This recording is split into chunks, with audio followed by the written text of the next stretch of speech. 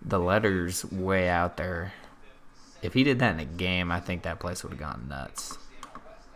But anyway, that's why you bring your glove to the ballpark. Even though they have netting, balls can still find the seats. Yeah, I mean, I personally have not done that, but I got lucky once. Oh, Jared Walsh, dude, come on. He does not like chaos. This is second night in a row homering. Angels I've never really liked. That's one team for sure. I like Trout, and now I like Ohtani, but man, he is beating them up. 426 feet.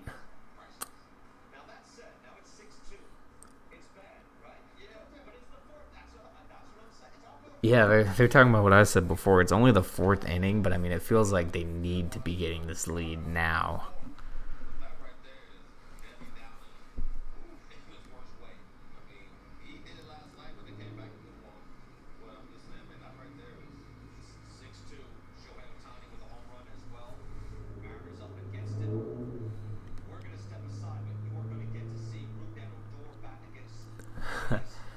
Odor.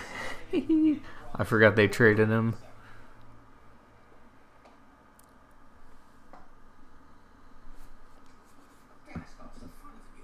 Still scoreless, though, here in the Yankees game. And he struck out swinging, so I guess that was behind. Let's see. He struck out on pitch number 6. Classic Odor. One pitcher we need is Aroldis Chapman. I don't think the Yankees are ever planning on giving him up. That would be cool, but he's also pretty pricey, I would think. He's getting like $15 million a year. He's 33 years old. I don't know how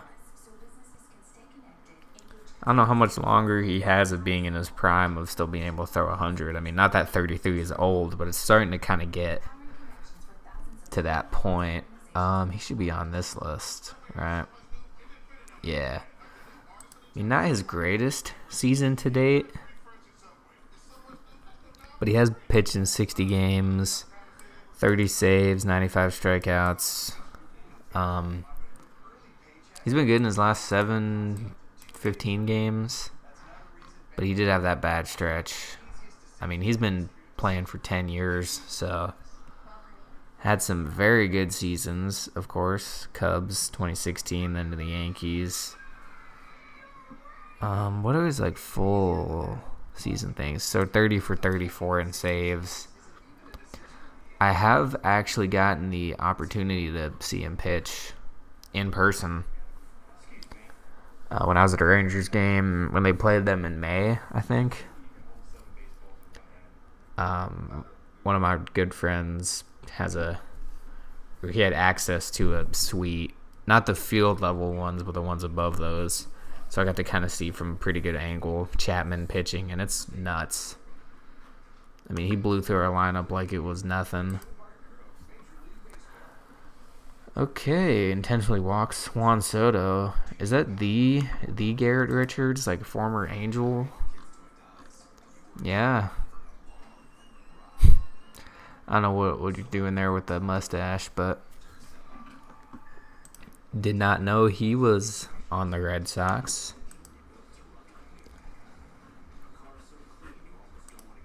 That game, I'm not even going to leave that one up. I'd be shocked if they blow that lead to Baltimore, of all teams. Geez, Seattle, man. Killing me.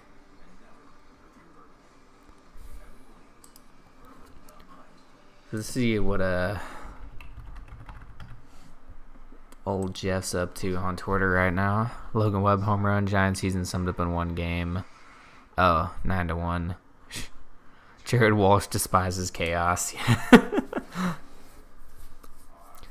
Gio Urshela ran 126 feet and was going 27.3 feet per second. Yeah, I don't know. You always got those guys on Twitter just replying with stupid stuff. I'm not gonna get into Twitter replies on this stream. Were they shifted? I didn't even really look at the play here. I'm assuming they would have to be. Oh yeah, they were very much shifted. Was he standing at like second base pretty much? You have the Rangers game on right now? Nice, man. Like I said, I cannot stream that. I don't anticipate them showing it on MLB Network, but that's what I'm keeping on because they're showing a bit of everything. Trey Turner having a low-key MVP season. He just hit a grand slam against Milwaukee to make it 6-1. I like Trey Turner. I don't like almost anyone on the Dodgers, but I do like Trey Turner. Calhoun's 0-2. He's at the plate. Yeah, let me pull up the game cast here. It's probably behind, but an interesting thing about this series as well is it's the last series that Cleveland is playing under their current name. In play outs, 77-mile-an-hour curveball. That's interesting. They got all these advanced stats now. Flies out to center fielder Miles. But yeah, it's their last series before they become the Guardians. So, bit of interesting history with this one. I thought about going to it just kind of for that.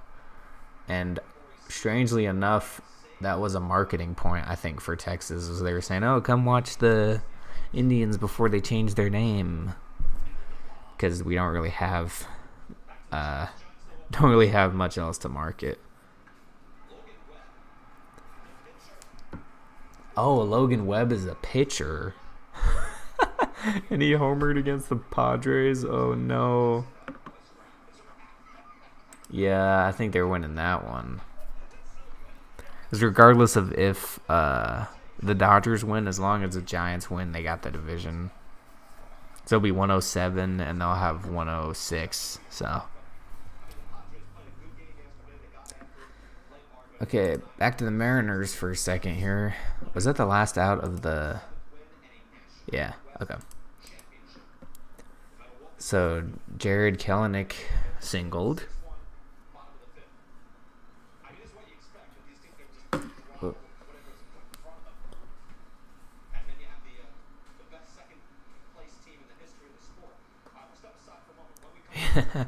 Yeah, that was a funny comment from Brian Kenny. He says you got the best second place team in the history of baseball and the Dodgers. What? Okay, well they just are showing on MLB Network that Urshela is going back out to play. So that's nuts.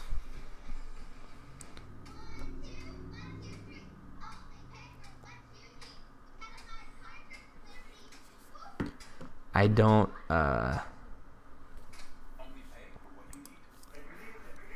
guess he's okay then if he's coming back out.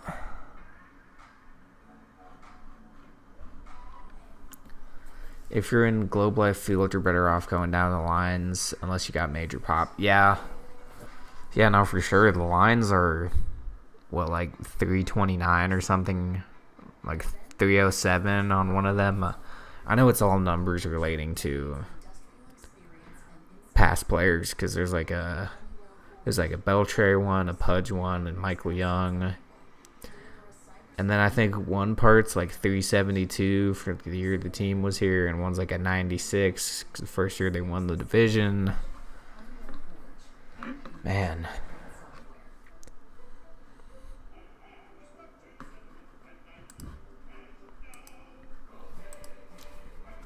I wasn't sure how long I was going to stream for here, but I'm kind of having a good time. I don't know about y'all.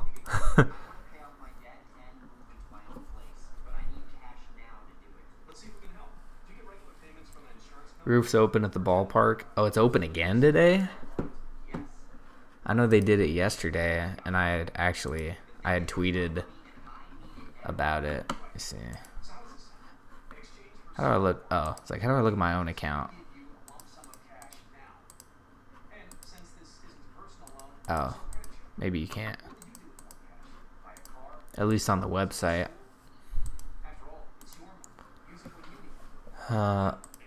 Oh, never mind. Yeah. Oh, I didn't tweet that I was doing the stream either. That was my last pinned tweet. Oops. I didn't even tweet out about anything. But yeah, this was... I wish them opening the roof didn't have to be such a spectacle. I have no issues with the roof, but it seems like it's not done often enough. Does anyone know how many times they've opened it this season? Which nobody knew. I'm glad to hear that, Dakota. Which nobody knew. But it shouldn't be this whole, like, oh my god, the roof's open, guys. Like, if the weather's nice... I was originally told, I think, the 85-degree threshold was the threshold. And real quick, I am going to tweet this out. How do I share that? I don't know if I was supposed to show that screen. I know it's got like the little thing. Oh no, I think we're good. Yeah, it's kind of flying by, man. Dare FW, it's really flying by. Bush got a strikeout. Oh, Bush is pitching today, huh? I know they just took him off the IL. Nice.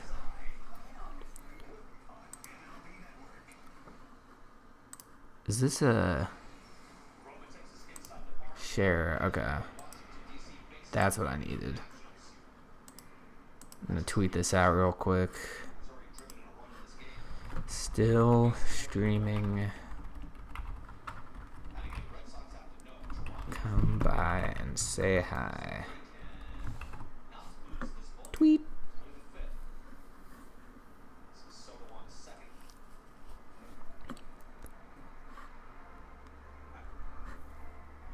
And I guess I'll put it on my Instagram again.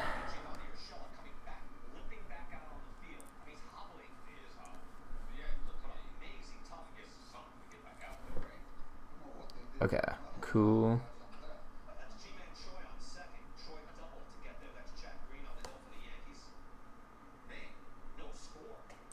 They're running out of innings. Yeah, man, I wouldn't bet on it, unfortunately. They have had some pretty good comebacks despite the recent stretch here, but I don't know, man. It's a weird situation. It's the last game, and neither of these teams are playing for anything. So, I don't know. I feel like they're going to start taking out some of the main guys soon, kind of like what they do in spring training.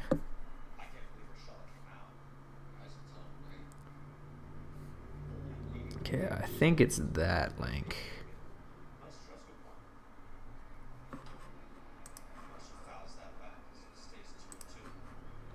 Oh, you can play it from here. Oh, God. Okay, that is the correct link.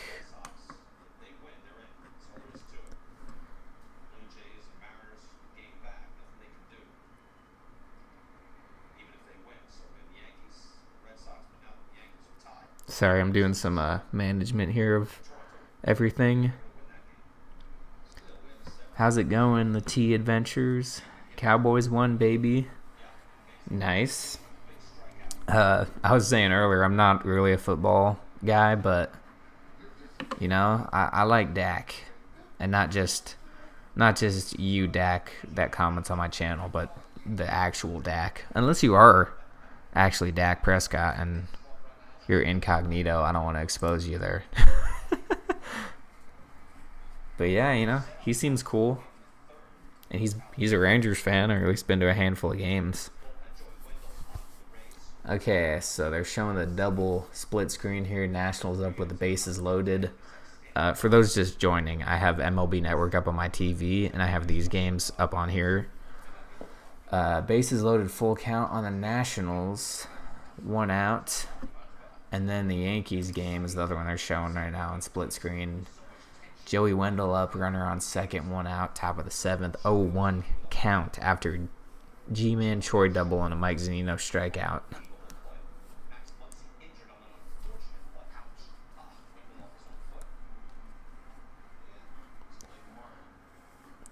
Okay. I'll probably take a really short break during the next commercial here. So it looks like you can run ads on YouTube, so I'll run one while I get up real quick when the commercial happens.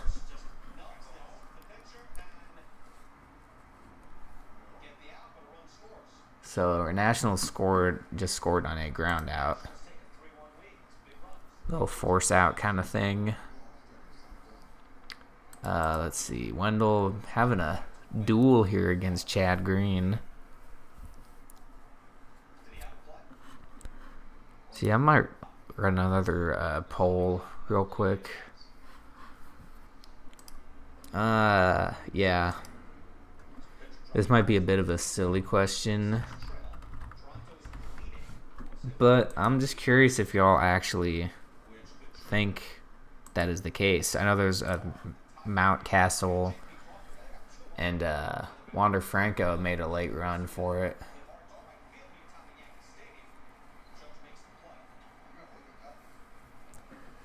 My only flaw with Adolis is he's been on a bit of a slump in the second half here, but still has the numbers to back it up.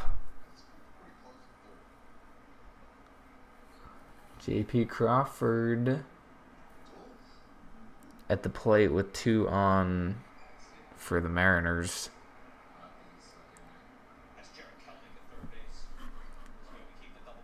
Put that up here. Oh, he strikes out. 2 out now for Ty France. Yeah, that game seems really slow. That game started at 3 and it's bottom of the 4th.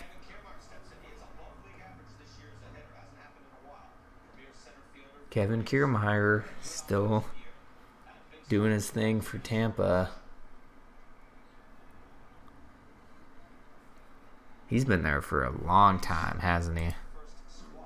Right? Like he hasn't been on any other teams, I don't think. Yeah. Not always the best offensive player, but he has always been a Gold Glove outfielder. The All-Stars not having a great preseason. Yeah, I try not to get caught up in preseason. I'm a bit of a hockey fan, not much. But I try not to get bothered by preseason. I almost never even watch it for the Rangers. I used to do spring training coverage on my page, like every game. I'd post highlights and if they were available. But it is what it is. It's the preseason. They're trying to warm up. They're trying to find out who's going to do what on the team. Also, Alex Avila with a 2-run double. So, it's... I get what you're saying. It's frustrating, but I would try not to get too caught up in it.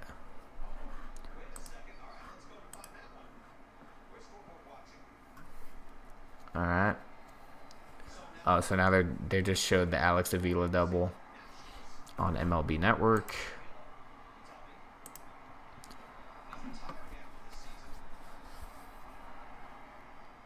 Kiermaier with a good take.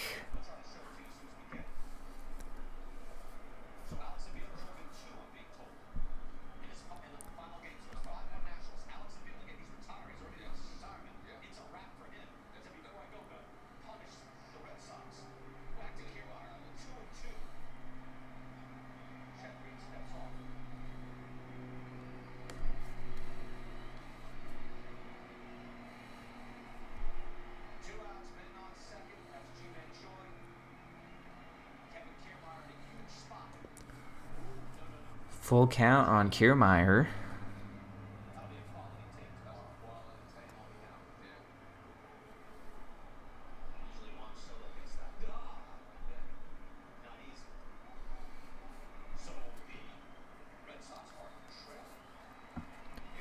Oh, and Kiermaier walks. Red Sox still trailing.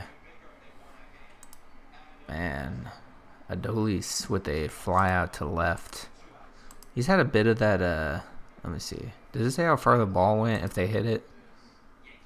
I guess not if it's not live. Garcia just missed one. I was going to say, because he's a, that's his pull side, right? Warning track power. Ugh. That's unfortunate. Angels. Ty France flies out. Ugh. They're killing me, man. Can't really get that mad because it's not my team, but you know what I mean. Okay, I'm going to end this poll. That's kind of a dumb question for me to ask. I will leave this up, but I'm gonna run an ad real quick because I'm gonna take a quick break. So BRB, and I'm gonna run an ad. I think is how that works.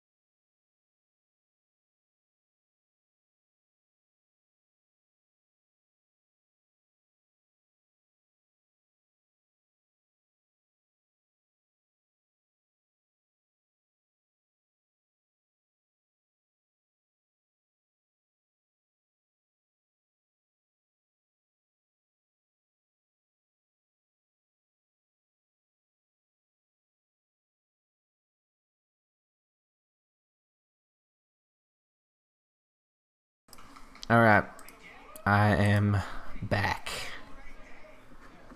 I don't know. Did that? Did y'all get an ad when I did that? I don't know if that actually worked or not, but I am back. Just had to get up and move around a little bit. I do have a valid poll I could put up. I'm gonna ask this: should this be a bonus podcast episode? It's kind of a cheap one, but I mean, I'm talking with y'all. You know, we're having a hangout here. I think it's gonna take a second to load that question. There it is.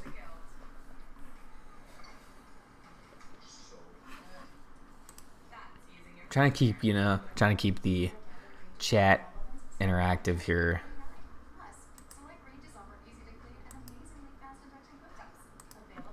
Okay, we're still sitting. Rangers down 6-0. Dennis Santana in the game.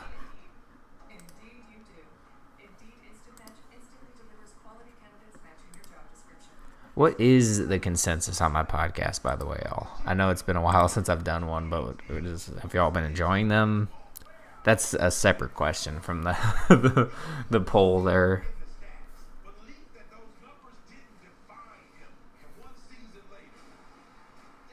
Okay.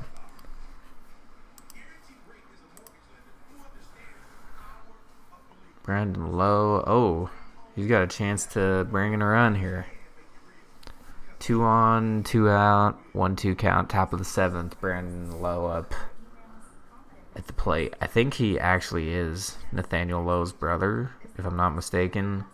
I know he has a brother. I don't know if it's Brandon. 39 home runs.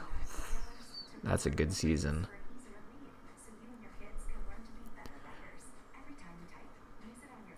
The Yankees are really scraggling here.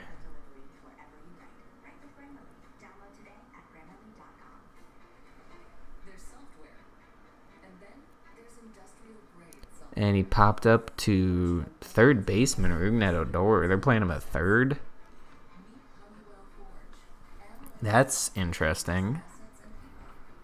Well, still scoreless for the Yankees there. Mariners are still just down 4 runs. Oh, wait, that's the standings. See what the Twitterverse is saying here.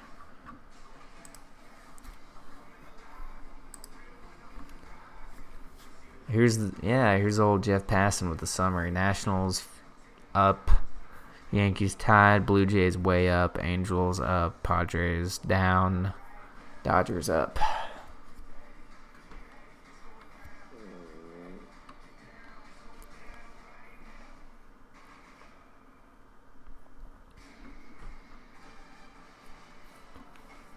Huh. Yeah, this is really just this about sums it up. Right there with the standings. 2 91-win teams and 2 90-win teams with 1 game left.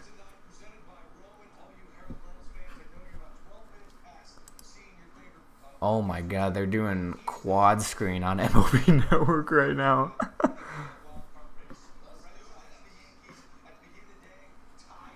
That's nuts. I don't think they've ever done a quad screen that I remember. Oh, they were just doing that for a second. That's like the old DirecTV, like NFL Red Zone thing where you could just pick a bunch of games.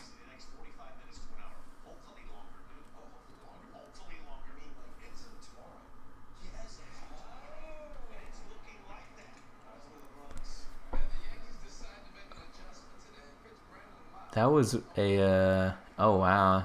Odor almost went to the dugout himself there.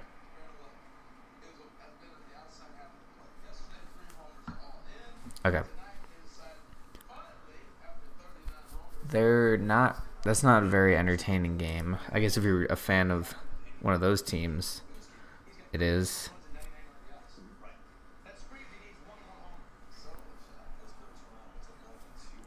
Yeah, they shouldn't even bother showing the Toronto game, dude. Oh my goodness. Marcus Semien just annihilated one to the second deck. Oh my goodness. Where's that game at, right? Oh, I took it off. That must have been like 450. I mean, that was crushed. See if I can find the video of that one. Marcus Semien. I never know how to spell his name. Is that how you spell it? Yeah. Is there like a video? 45th home run. Oh, wait, that was 44. Kind of looked like, I actually almost looked exactly like that one. It went second deck, though. This game is a laughter. Yeah, that Blue Jays lineup, man. Very exciting finish to the season. It is, Nate. It really is. That's why I wanted to do the stream. I mean, you know, Rangers aren't involved in it, which is good in some ways and bad in other ways because I wish they were in like a postseason race. But, you know, I'd rather not be this stressed, though. I'd be a mess right now. That is a unfortunate misspelling of his name. Why is that included? Oh no, Twitter. I don't want any of that. I just want him.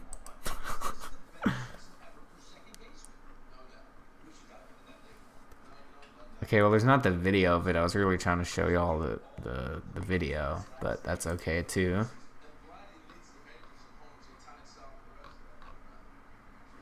Marcus Semien has his single-season home run record. Yeah, I remember that Brian Dozier season. Marcus Semien would be just the 7th player to play 164-plus games in a season. Oh, wow. He hasn't missed any games. And we got Vladdy Jr. up right now. Hey, at least we'll get the number 3 pick and continue to boost the farm. Yeah, exactly, man. Got to think about the positives here. So we're down 6 to Goose Egg, and the Pirates are also losing. But we are also losing. So I wonder. Yeah, Maury Willis in 1962 was the one I was talking about. If you were here at the beginning of the stream when I said there was a guy who played 165. There's 164 games. How would they schedule the games out if the wild card's on Tuesday? Yeah, they probably should move it if that happens. All right, we got 5 votes, 4 yeses to 1 nay. So we'll end that one. Okay, so I will save this then and make it a bonus podcast episode. But back to what I was saying, though. Yeah, we are getting the number 3 pick. More than likely. I mean, 7th inning of our game, end of 6th for the Pirates. More than likely going to happen at 102 losses, which if we go to Baseball Reference and look up the Texas Rangers. See how you see the history of the Senators there. You'd think the Rangers have been bad. They try being a Senators fan. But yeah, if we do, I don't think you can. Yeah, you can. So excluding the Senators, because there are a handful of 100-loss Senator seasons. 1972, first year managed by Ted Williams, and yes, the Ted Williams. That was before it was 162 games as well. They went 54 and 100. 1973, they went 57 and 105. That was a full 162 game season. And then, of course, this year, 60 and 101. Soon to be 102, probably. Quite a mess there. And one more thing with the... Oh, someone outside my apartment is screaming. I wonder if they're a Yankees fan or something.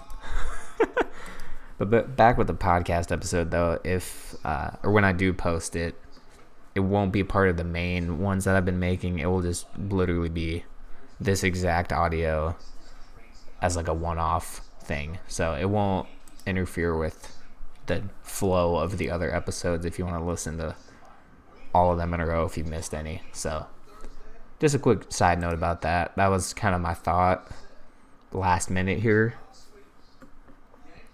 I'm not going to even crop any of it. Like, it's just going to be the raw feed. And that's why it's not going to be a full episode. Or a normal episode, rather.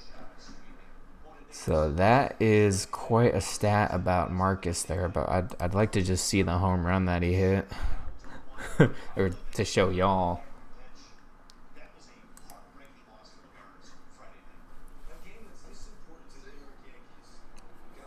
And Gallo just got rung up in the bottom of the 7th for out number 3. Oh, here's Simeon's home run. Look at this thing. Boom. Almost middle, little outer half of the plate. And he said, thank you. I'll take that all day long. Upper deck. I feel like this Jays team is better than the ones that were against Texas. I mean, they're just putting up insane offensive numbers. We were talking about at the beginning of the stream. They have quite a solid run differential. You can add 10 to that so far today. They're up 12-2. So they'll finish with just below 200, positive 200 runs.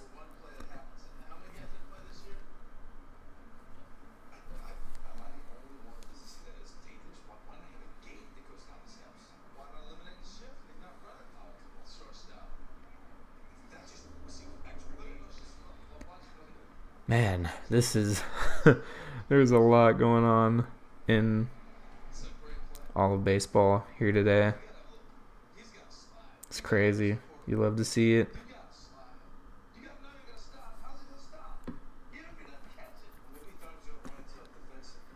And they're still talking about the Gio Urshela play, rightfully so. That was Insane. DJ Peters up to bat. I thought he was hitting. Thought his batting average was higher than that. Feels like it has been because he's been teeing off. Let's see, Peters. What are his stats here? Yeah, it should all be with us, or does? Oh no, he did play some MLB games for LA. I didn't know that. Yeah, he's pretty darn consistent. Except his on base has been drastically dropped with Texas. Granted, it's a larger sample size, about 176 more at bats with Texas. So that's insane. I'm kind of trying to determine how long I'm going to stream for here. I think I'll try to ride out. Oh, Lord. David Fletcher triple. Ohtani intentionally walked. Oh, that's not looking good for the Mariners. So they have to win regardless of what the Red Sox or Yankees do. And certainly based on what the Blue Jays have been doing today. I might try to ride out most of these games here. It's just the Mariners game is going so slow, dude. Like, Red Sox are in the 6th inning. This game's flying by. It's in the 8th already. And I mean, when I say flying by, it started at 2 o'clock, so it's 2.5 hours. I guess we'll end up finishing about average. It just feels much faster compared to the Angels game, which is just now getting into the bottom of the 5th. Not looking good for the Mariners, though. But Red Sox in the 6th and Rangers in the bottom of the 7th. Full count on DJ Peters. Man, he's putting together a solid at bat here.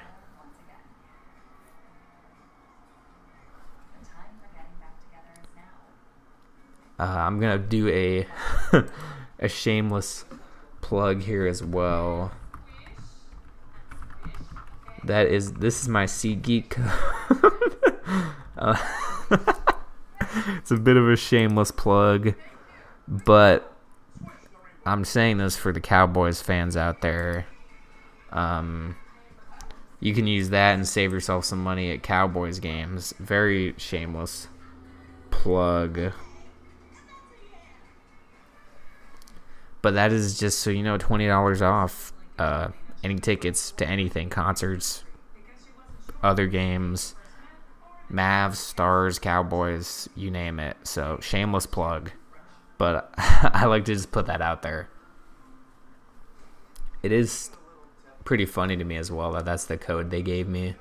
Because my Instagram name, obviously is TX Rangers Fanatics. So they just cut it off and made it that. I do have the ability to change it, though. I just haven't really thought of a better one, like maybe TXRF. But I don't know. I kind of like it. As it is, it's been like that for a few years now. But looking at the game here reminded me of that.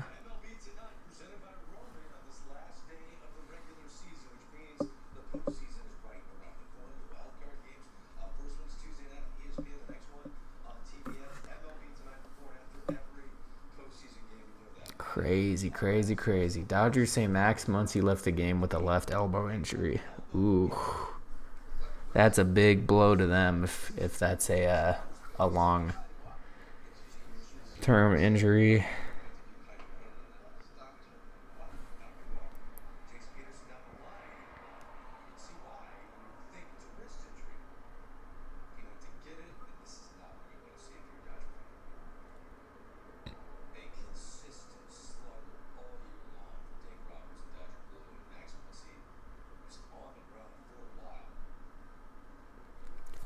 Okay, sorry, I was checking something on my phone there. Nick Solak with a hit. That's a pretty almost middle pitch right there. Singles on a ground ball to left fielder Oscar Mercado.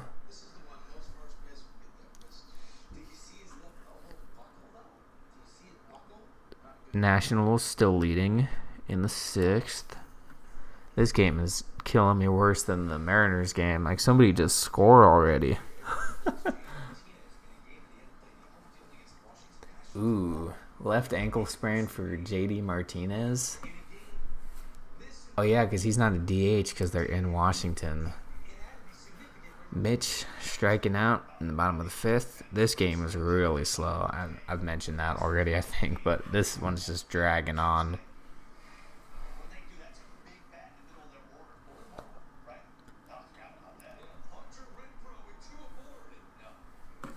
Seattle's going to have some magic here to, ooh, that's a borderline pitch. They're going to have some magic here to come back. I mean, 5 runs. They were down 3 last night, I think. Or no, they were up 3, and then they gave up a go-ahead 3-run home run, and then they scored 3. So, 1 run, definitely doable, but I don't know about 5. At least 5.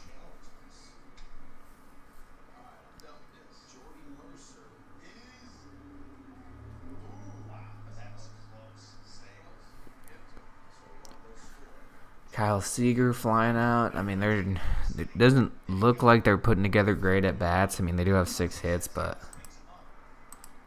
see what's going on again on Twitter here. Not Chris. Everybody.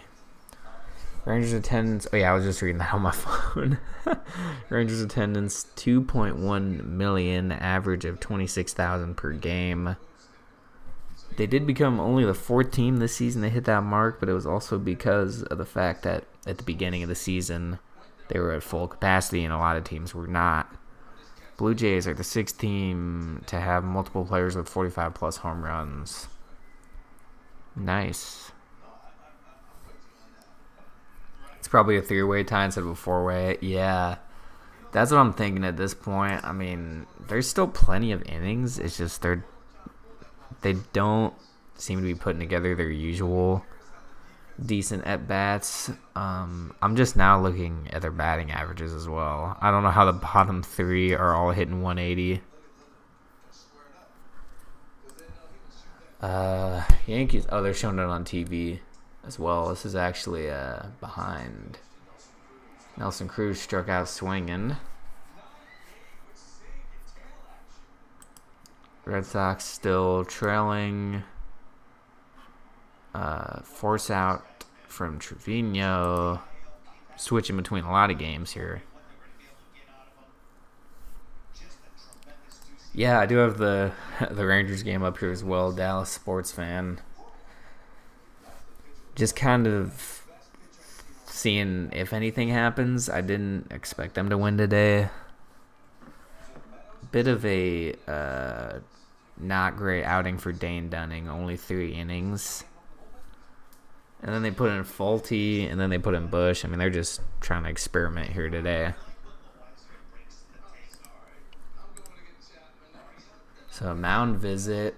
They're not pulling whoever's on the mound, not Jonathan Loat. I'm not even gonna say it.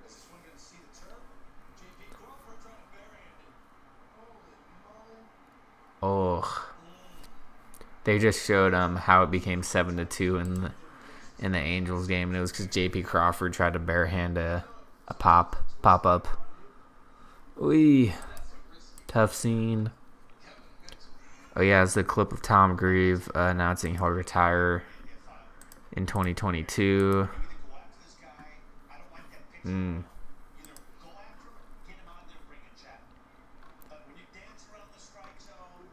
Trey Turner, his first player, 2 runs. Yeah, I was going to say he just hit one the other day, I thought. Last year in the broadcast booth for Tom. Oh, man. Also, the reason I go to this feed instead of my normal home feed usually is because there's like I follow a range of accounts. They're pretty much all baseball, but like you got freezing cold takes and stuff like that. And then you get ads and all kinds of things. So I try to keep it just to the ones I have notifications on for. Yeah, they're saying on MLB Network with the Yankees game here, got runner on third, 2 outs, 0-2 count to Austin Meadows, and they had a mound visit, but I guess they didn't want to bring in Chapman. I'm not gonna have that up because I don't want to spoil it for myself watching it here. But I will keep this up even though I can technically see it. I'm not paying attention though. I'm looking at my TV.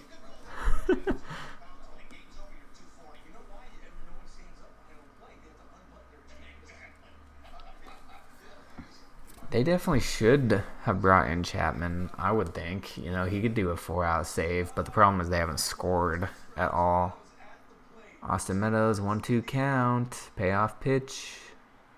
Another one in the dirt. 100 mile an hour sinker in the dirt. That's nuts. Forgot I had this page up, Baseball Reference, for all-time Rangers franchise history losses, but you do have some all-time great players here. Palmeiro, Rodriguez, of course Beltre, Buddy Bell, Kinsler, Jim Sundberg, Charlie Huff, Toby, Hara, the list goes on and on. Meadows popped up to right, and Judge has it. So we got another scoreless inning for the Yankees game here. There's Elvis. Isn't that weird, huh? He's the only one on this list without their Rangers picture showing up. Because obviously not all of these guys played the whole time on Texas, but I feel like you want to use their Texas picture. A-Rod. How are we feeling about A-Rod? Do you guys like A-Rod? Do you think he's going to be a Hall of Famer? I think he's eligible. When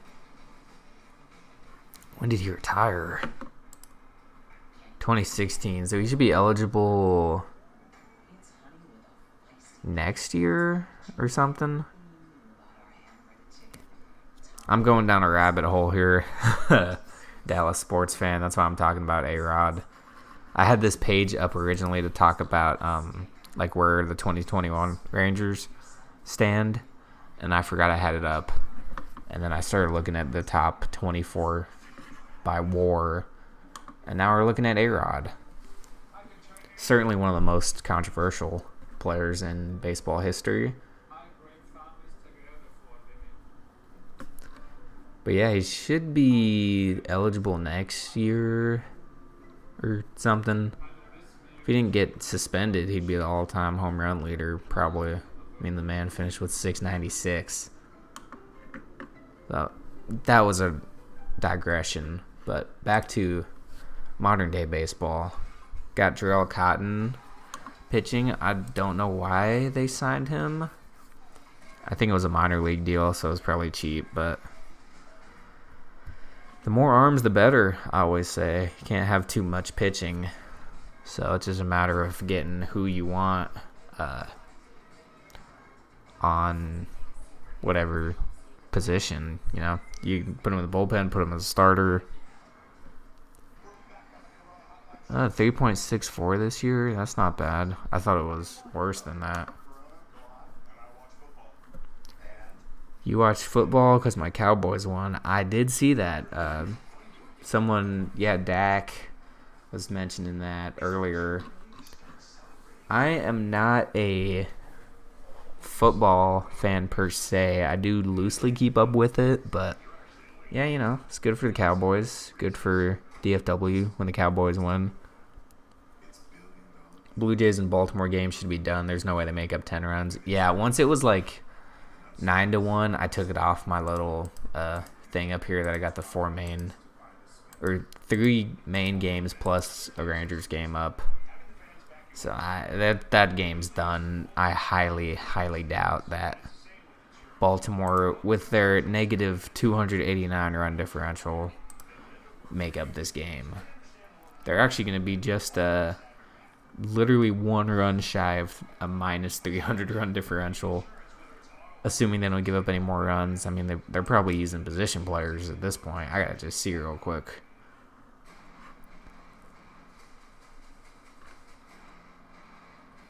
I mean, they got some guys, I guess. Yeah, okay, they're using actual pitchers, no position players quite yet.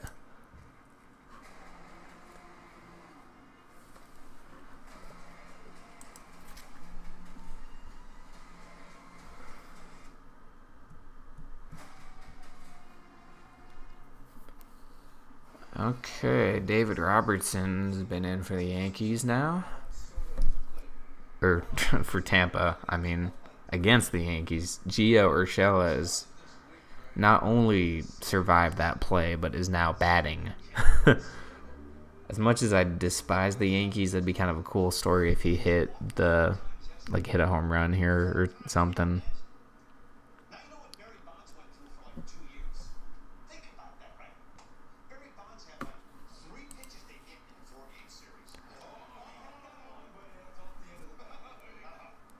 Looks like the Mariners are just falling apart here, unfortunately. I mean, Jared Walsh walk, Kurt Suzuki walk, no outs, top of the 6th. They might be toast.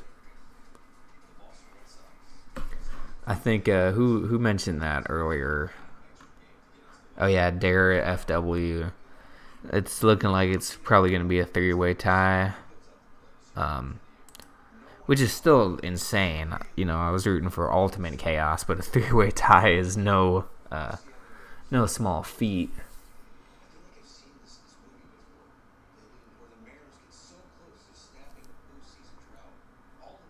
That's a tough break if the Mariners don't win today, man.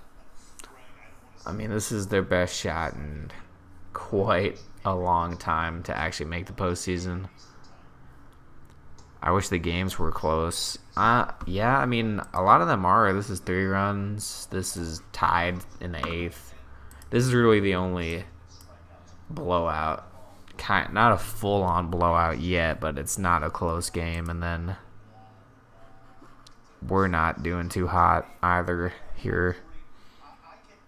Man, Anthony Gose. I forgot he's a pitcher now, and he's actually doing really well.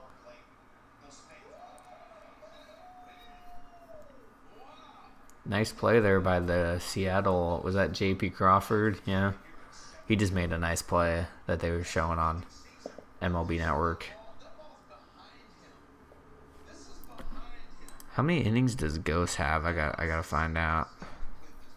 He's got 5 innings, 7 strikeouts, .71 WHIP. That's crazy. Cause yeah, he was batting for. He had quite a few seasons. I don't remember what happened. Did he get injured or something?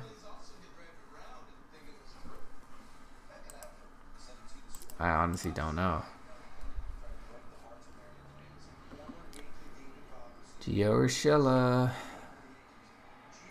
Oh, he had a solid ground out. Gardner flies out, and Gary Sanchez is up. Oh, boy. I'm not a huge Sanchez fan. He's definitely a power-hitting catcher. Not at Salvador Perez levels right now. Whoa, they were showing a little bit of outfield conflict from the Rays there. They almost collided. And Arozarena, I think I butchered that. He was yelling at the oh no, wait. Who's the second baseman? He was yelling at Randy that was his ball, and he's like, "You didn't hear me." Is that Franco? It might have been Franco. Oh my goodness. They just showed the replay. I guess the foul ball here was a long foul ball. Just foul.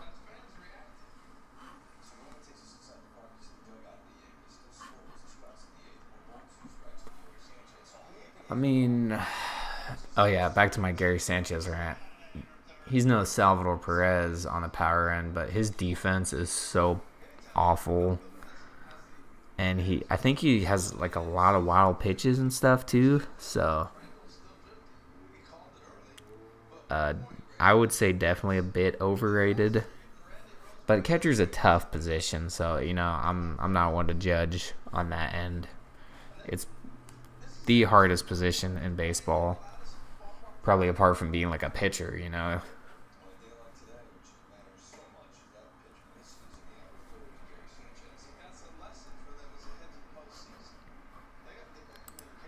Okay, Mariners still. They got out of the top of the sixth. Rangers game is probably done unless something big happens. Doesn't matter who wins. That's what I'm saying. Yeah, doesn't really matter who wins. It's always nice to win, but man, Anthony Ghost is just juicing 100-mile-an-hour fastballs on a relatively consistent basis here. 99.3, 99.1, 99.7. Sanchez, sharp liner, snagged by the left fielder. I'm going to see if I can actually find that play that they were just showing. Rosarena getting yelled at.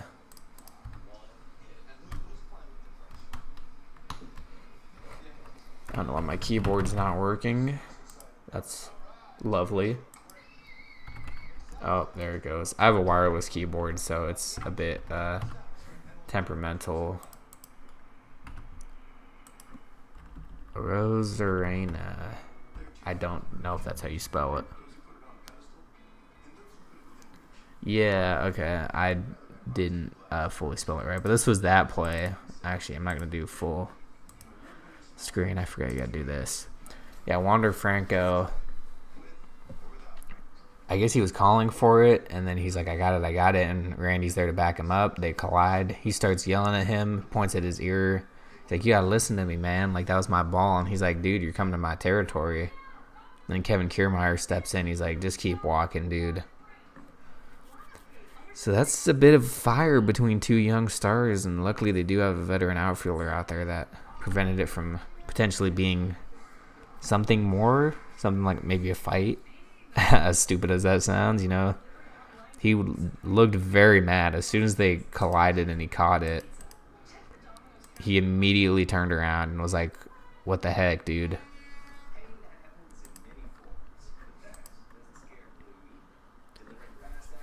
Yeah, I don't know what the John Boy tweet here is saying, though. That I don't think he made a mistake.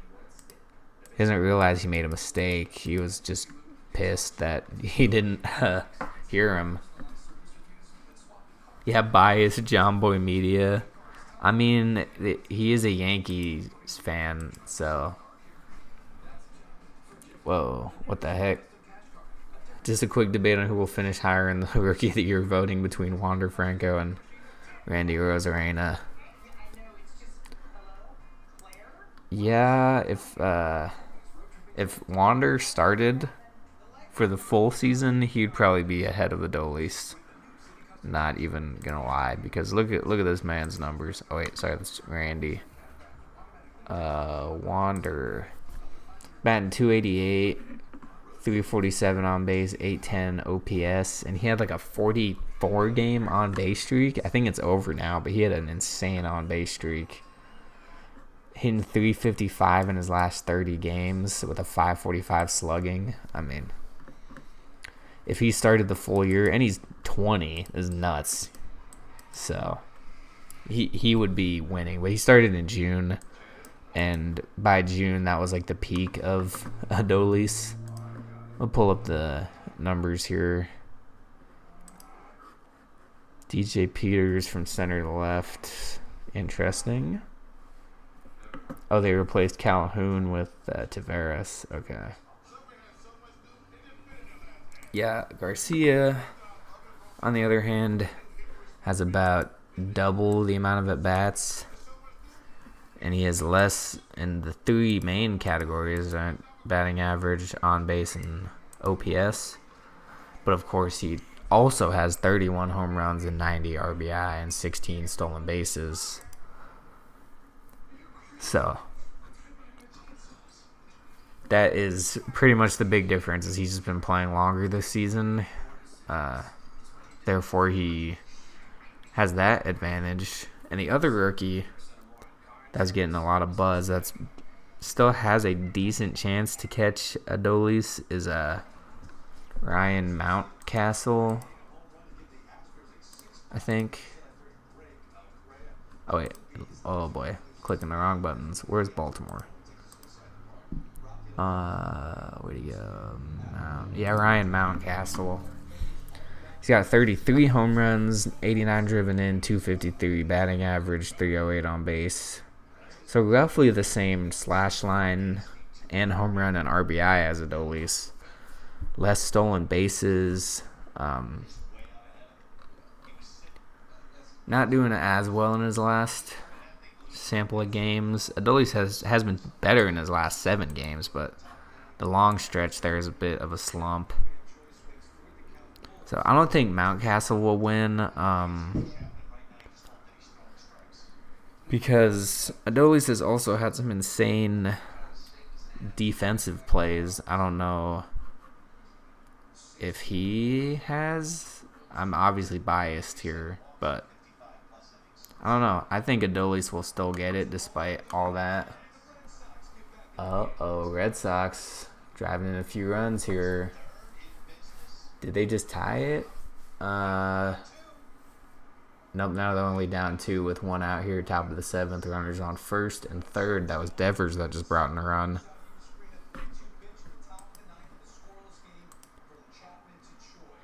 So now Chapman's in for the Yankees. Where did that game go? Here we go.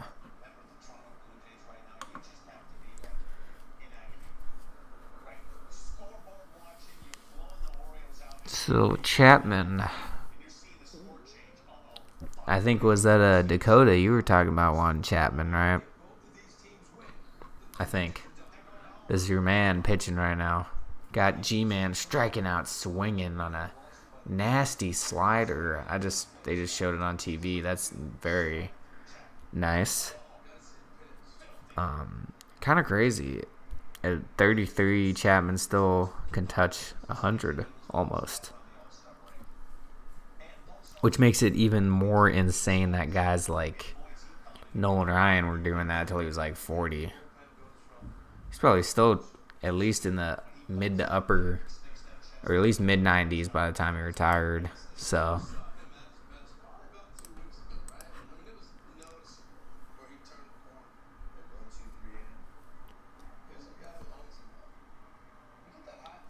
about to lock up that 3rd overall pick. That's what I'm saying, man. Top of the 9th.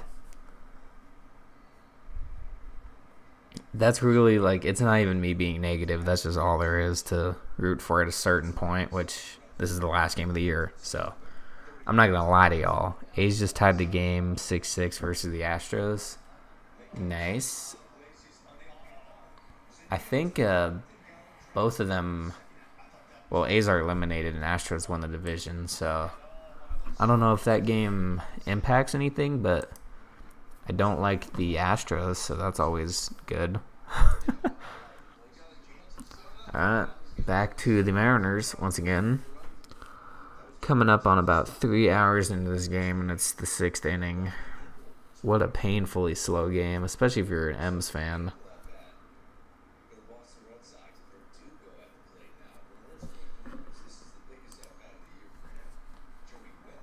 There's kind of a little Red Sox action here. Verdugo with a chance to potentially tie it. Joey Wendell up with nobody on, 2 out, 1-0 count, and they got Fleming warming up in the Rays bullpen. I don't know if that's their closer, but if Wendell scores, they got to put in whoever their closer is, even if he doesn't score. Rangers 2025 AL West champs. Remember that I told you so. I hope it's before that. I hope it's like 2023. But that would be cool. You know, maybe that's like they win like 3 years in a row or something. Almost 2 hours for the stream. Yeah, I started right at about 3 o'clock. Didn't think I was gonna go for this long or really at all, but here we are because it's been fun, and I should probably do this more often. It's tough to get time these days. But back to Zero to Patrick's comment here. I think it might be before that if guys like Jack Leiter and Cole win and all the other pitchers and the offensive guys through their farm system pan out. Maybe 2025 we might see like a MVP season from Luis Angel Acuna or something. But that, you know, something like that would be cool. Oh, Verdugo ties the game with a 2-run double to tie it there. Joey Wendell walks in the top of the 9th here against Chapman. Big walk for the Rays. Kelenic flies out. Yeah, that was a huge hit for Verdugo there. 32nd double over the year. Is he a rookie? I don't think so. There were a fair amount of good rookies this year. But I still do firmly believe that Adolis has it locked up. Manuel Margot replaces Kevin Kiermaier. Probably a good choice.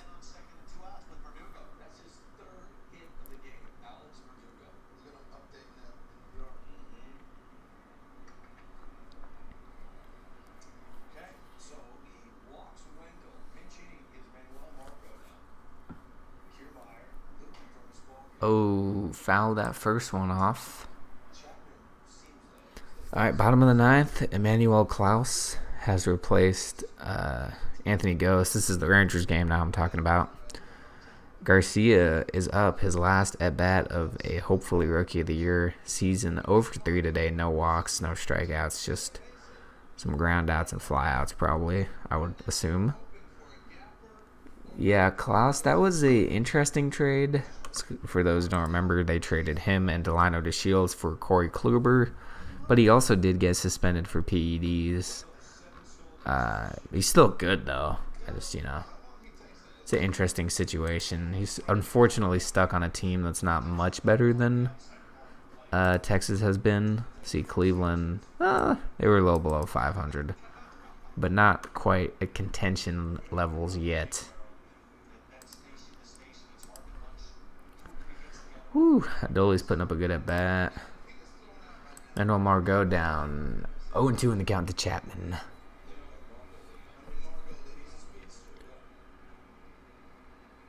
Payoff pitch. Takes it down low. 101.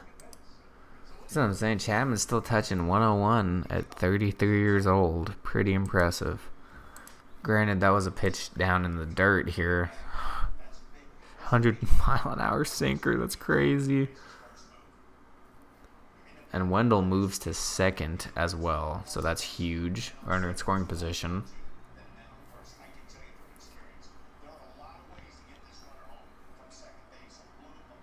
Chapman drenched in sweat, as you'd expect from a guy who throws that hard. Garcia grounds out, so his season ends on a ground out.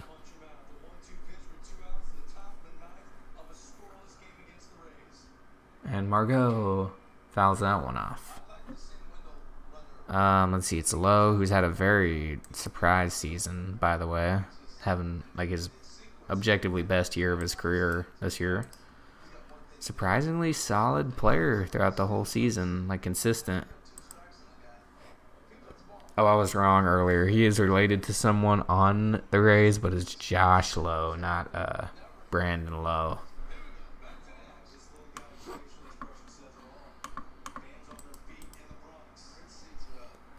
Margot strikes out on a low splitter. So this is it for the Yankees game coming up soon. Will they walk it off, or will it go to extras? So it's Odor, Torres, and Rizzo for the Yankees here. I feel like Rizzo can launch one. Stanton certainly can, and Gallo obviously can as well. But Stanton's been he went on a little tear at the end of the season to even get him into this position. Certainly one of the all-time great power hitters, at least of our generation. But man's got 350 home runs, age 31. To put that into perspective, Nelson Cruz is 41 and has about 450 home runs. So I think Stan can at least beat that, 100 home runs in 10 years, including a 59 home run season with Miami, because I remember watching that game. I was really hoping he'd get to 60. Obviously, an injured season, 2020, and then this year's resurged. So that's going to be an interesting bottom of the ninth here.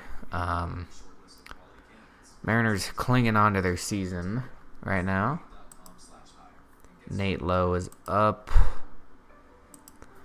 And I'm going to go get some water real quick. I'm going to run another ad since I'm taking a break here. I'll leave this up, but yeah, we'll watch the bottom of the ninth when I come back.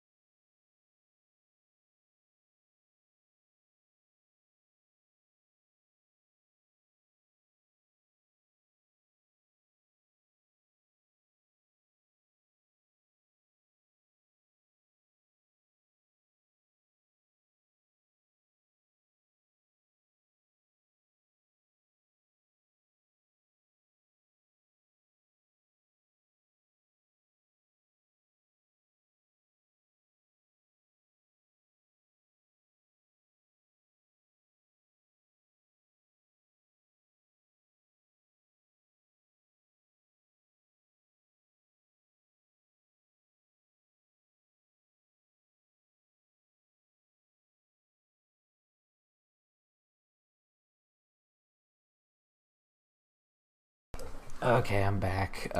Still don't think the ad worked. Yeah, it just says insert ad, so I don't know. I don't know what that means. Let's see. Webcam, manage. Oh, no. Huh, I have no idea what that does. I guess it just puts one in the video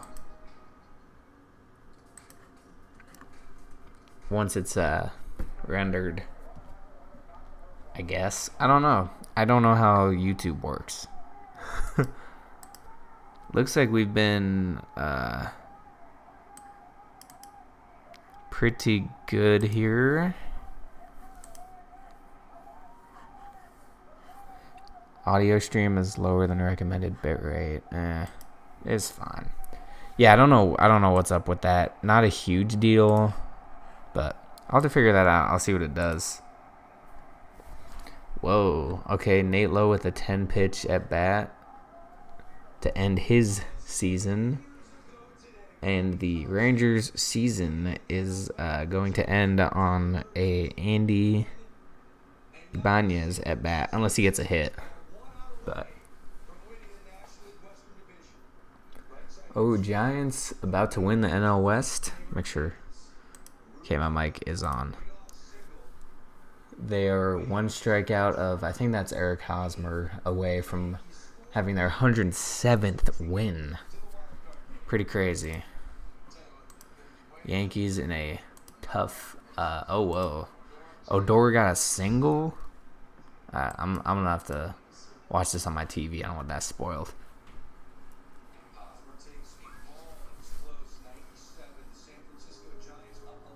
Wow.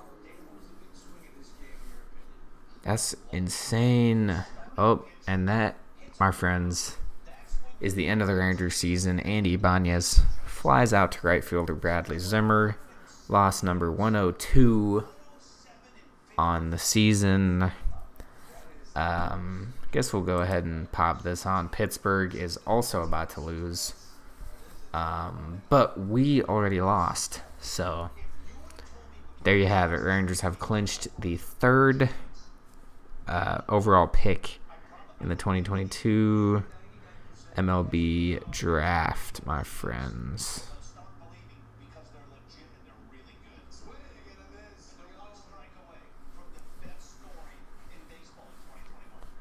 Yeah, I agree with Dan Plesac there. I don't think y'all could hear him, but he said that the 2021 Giants are probably the best story this year, and I would agree. Their team was not supposed to be good, and now they're about to win the division in front of a packed Oracle Park. So, Pirates are... Uh-oh, Glaber. Ooh, he sent one to the warning track. Or was that, yeah, Glaber. Okay, Hosmer strikes out swinging. Giants win the division. 107 wins on the season. Reds are... That game's still happening. History there for the Giants. One of their best seasons ever. Sox and Nationals still tied. Astros won 6-7. Boo. I mean, they won the division already, so that game probably didn't mean anything. Was it a walk-off? Were they at home, or was it on the road?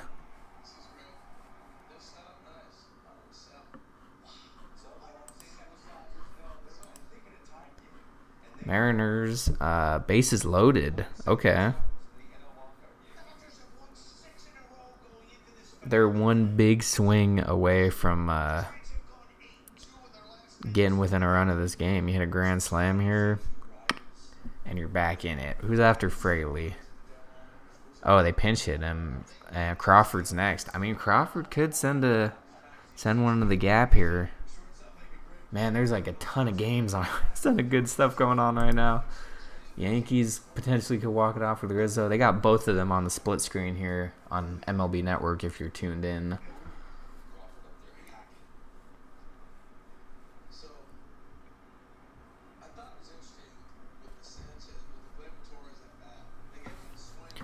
So I'm going to have to make a post here as well on my Instagram for the end of the season, since that is unreal that the season's over now.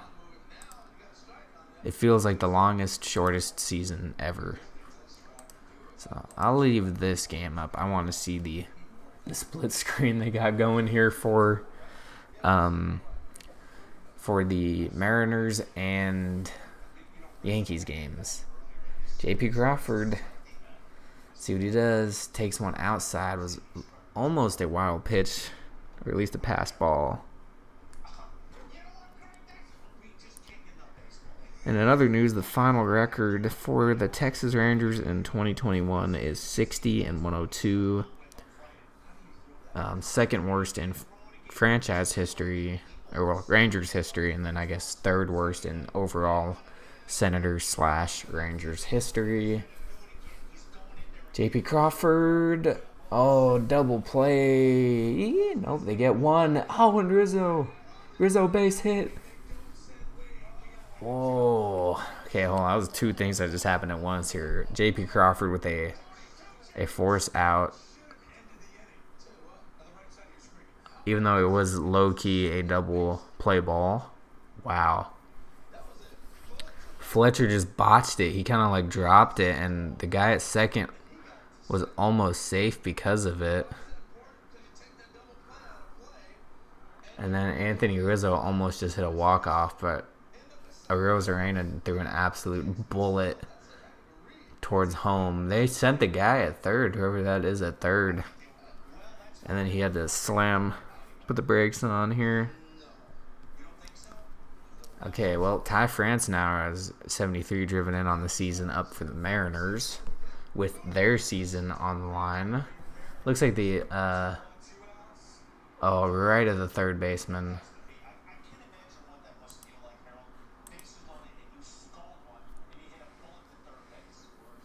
Oh man, that was a tough ground out. I mean, he hit that thing hard.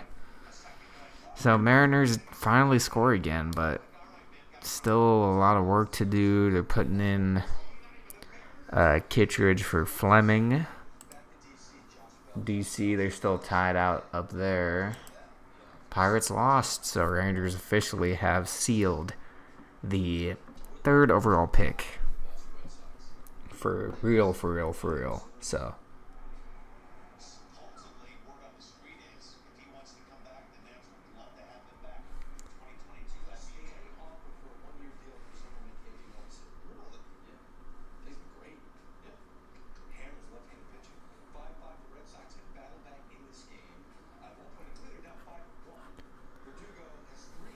Ooh, man, a couple of really big games left here. On-field delay. Is it like raining out of nowhere?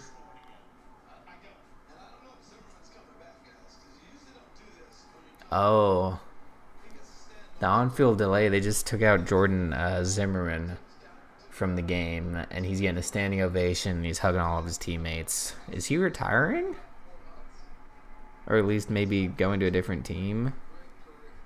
Oh, wait, sorry. I said Jordan. I meant Ryan. Ryan Zimmerman. Oh, yeah, he's 37. That might be it. Man, he's like legitimately a Nationals legend. Their first, he was their first ever draft pick.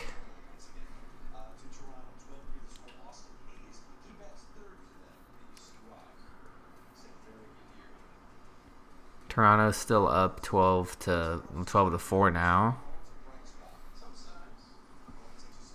Dallas Stars got smashed last season, postponed their first game because of COVID weather disaster in February. Yeah, I remember that. That was a really bad. Whoa, okay. Sorry not to interrupt that, but the Yankees are about to win, it looks like.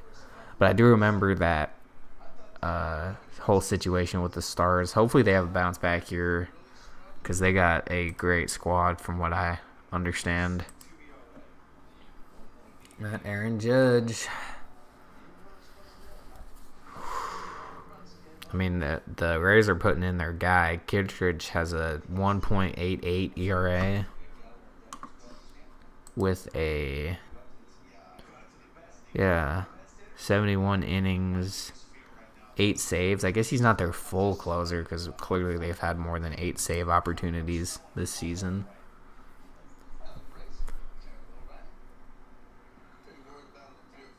Man, he's throwing some nasty stuff. Slider to sinker. I watch a lot of Pitching Ninja, so I try every time I'm watching these games, I'm like, oh man, I wonder what kind of like tunneling this guy's doing or stuff like that.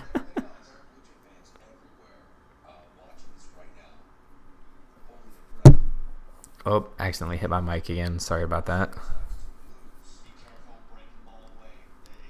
But yeah, this is it for both teams right now. Or well, I guess more the Yankees than the Rays. It just determines who they might play. But I think they would end up playing the Jays if the Red Sox lose and the Mariners lose. There would not be this crazy tie situation. Oh, okay. I don't know what happened. I guess they're about to show it on MLB Network, but Yankees win. Oh, no way. Oh! I gotta pull up that clip. That was a really tough play for the what is going on with my search engine? That's a really tough way for the Yankees or rather the Rays to lose. I don't even know if that clip's up yet. I mean, that just happened. Hold on, y'all gotta... Where's the full clip? That is the hit. They're all not in this situation.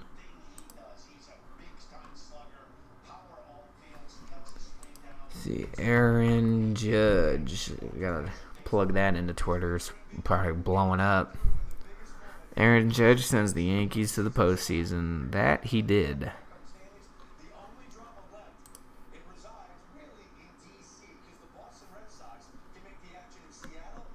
Okay, well, the video doesn't seem to exist quite yet.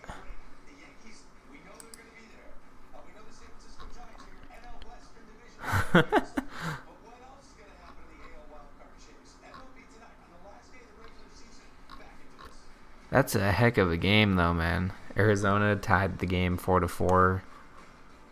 Who are they playing? Oh. Interesting. Bobby Dalbec up. So we're down to just these 2 games, really, as far as I'm concerned. Because the Jays game, even if they give up 7 more runs, they're still going to win 12-11. So that game's effectively over. I would be shocked. But Yankees win, so there can't be a 4-way tie anymore, unfortunately. So that's out of the question. If the Mariners win, and the Jays win, they'll still be tied. And if the Red Sox lose, that's still a 3-way tie. So the 3-way tie is still possible.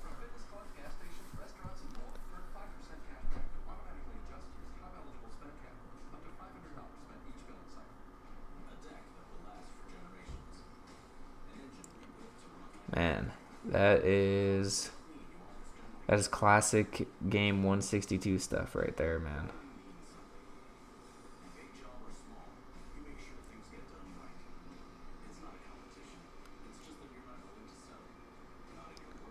Okay, I'm trying to post on my account real quick.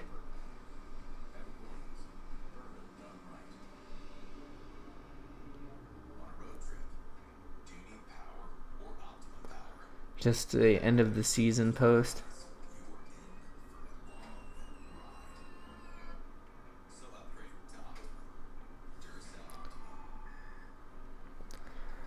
Okay, yeah. So just down to these last 2 games, which this Boston game should end relatively soon. And then whenever the Mariners game is over, I'll probably go offline. It's been on for 2 hours. Certainly the longest stream that I've ever done, I think. And it was totally impromptu, so I apologize for the lack of preparation.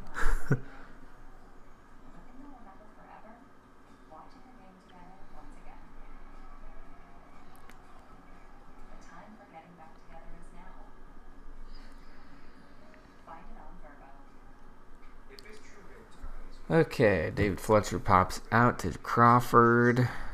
I was mentioning this towards the very beginning of the stream, but it is tough to have been as good as the Mariners are considering their run differential. So it's because they got games like this, and then they win by like a run.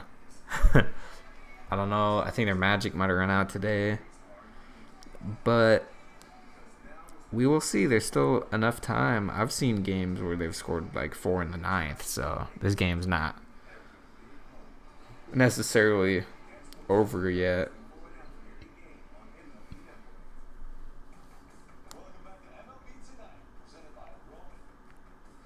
Okay, just posted on my Instagram. So yeah, once again, no more 4-way tie possibility. But there is still plenty of chance for a 3-way tie. Granted, the Mariners do have to win for that to be possible. This potentially could be Ohtani's last at-bat of the season, I think. Yeah, because he's leadoff, so unless they score anymore, I don't think I don't think he's going to get another at-bat this season. That's what they were just saying on MLB Network, that might be his last at-bat. Certainly an MVP season. He's 1 for 2 with 2 intentional walks. So yeah, this should probably be his last at-bat. 4 plate appearances today. I was glad the Angels let him loose. You know, they let him actually, and he strikes out to potentially end his season.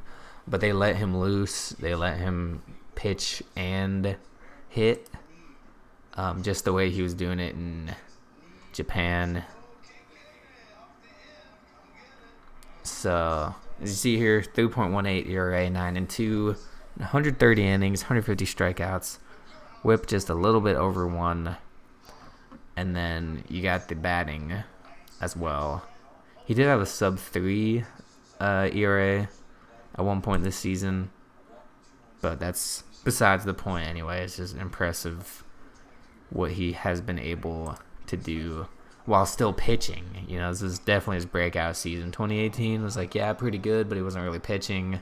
Same with 2019. 2020 was pretty bad for him all around. And then this year he has been killing it. So, stuck on the Angels, though. He's a free agent in 2024, which would be his age 31 season. Like, going into his age 31 season, I think. Probably not going to get, like, a Tatis, Harper, Trout-esque contract where it's, like, 10 years. But he'll probably get close to what their AAV is, like $30 to $40 million a year. So, we'll see. He's kind of been middle of the road on if he wants to still be with the Angels when it's all said and done, this contract at least. Because he wants to win. He said that. I'm not putting words into his mouth. He said he wants to win, so he doesn't know if he wants to be on the Angels forever. They're certainly not going to trade him unless it's a insane deal. But they might not be able to extend him, you know. He might just take his free agency and run with it. Let's see. Yeah, 2 hours and 17 minutes on the stream today. 2 hours and 18 now. It's crazy. It has not felt like it's been quite as long as it has.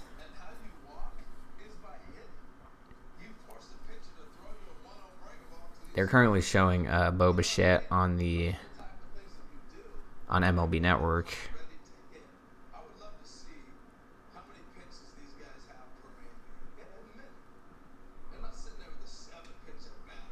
He has had a great season, for sure. No doubt about that one.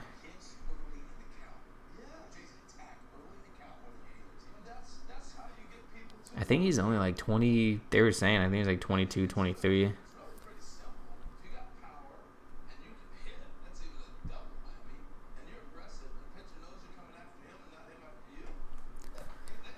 Pitching substitution here for the Red Sox. Oh, wait. Did this just glitch? Or did I just miss that? Let me refresh it. You know, there's one out here in the bottom of the 8th for the Nationals.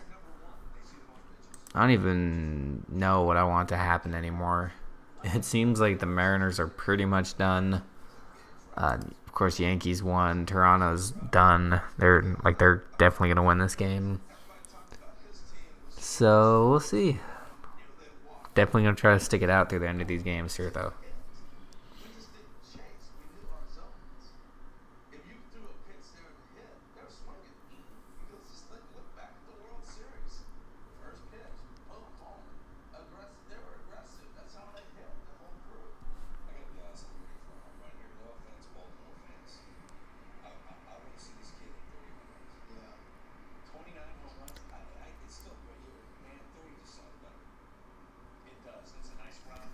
What sports do you watch after the World Series ends? Some football. Like, I'll turn on whatever's on Monday Night Football, Tuesday Night Football, Thursday Night Football, all that stuff. Occasionally. I usually don't watch. I've barely been watching baseball this year, to be honest with you, just because the Rangers have not been great. I think I've been to more games in person this year than I have watched on TV. But I watched some football. I watched a little bit of hockey, a little bit of basketball. It just depends, because sometimes those primetime ESPN games that are on are pretty interesting. But yeah, I watch almost every postseason game for baseball, unless it's teams I don't care about. Like, I'm not going to watch Astros unless it's the game where they may or may not get eliminated. And I will watch every game of the World Series for sure. So, really long answer to your question, but a little bit of everything. I'm more of into just like watching TV shows and movies on Netflix or Hulu more than I am of like live sports and stuff. I watch a lot of YouTube videos too. So actually, I think I can pull up on my phone what my YouTube stats are for time watched. Yeah, so this week, this is a little embarrassing to actually say, I guess, but this week, my daily average watch time on YouTube has been 3 hours and 7 minutes a day. So that's most of my media consumption is on YouTube or on Twitch.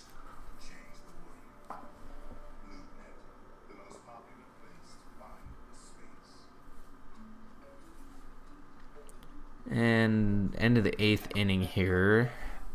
Nationals gotta get through one more inning and they still have a chance to walk it off. Mariners, they might just be toast at this point. Still enough outs to warrant a comeback, but it's gonna be tough.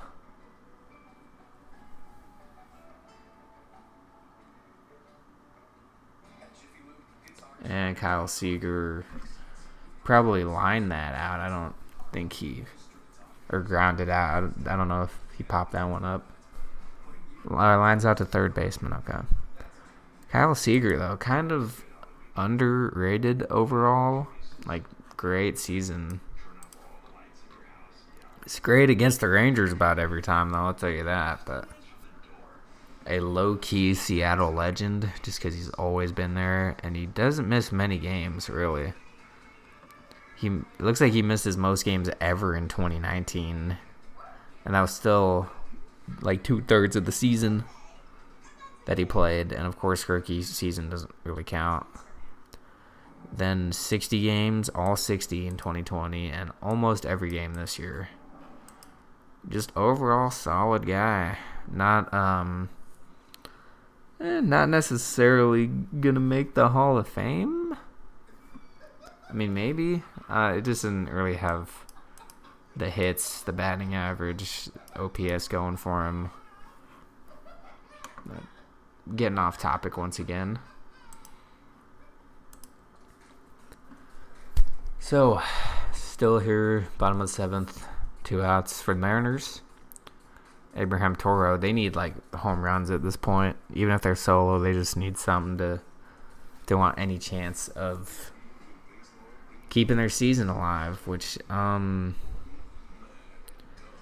think, yeah. So they still need the Red Sox to lose is the thing, which they should know the outcome of that game before. There's another on-field delay, but they should know that outcome before their game ends. And here's your times for the wildcard games on Tuesday, or the AL ones on Tuesday at 7:08 Central.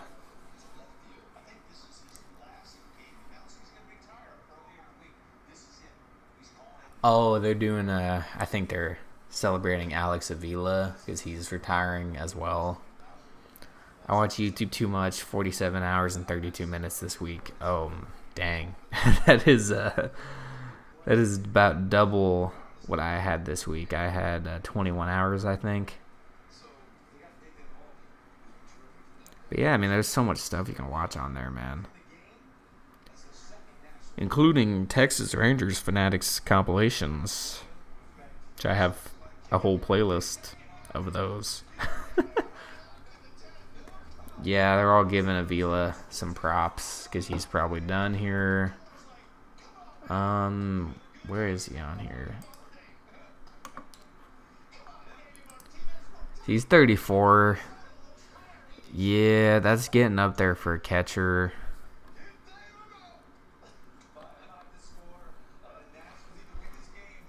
Okay, I was going to say, I remember him being on Detroit for a long time.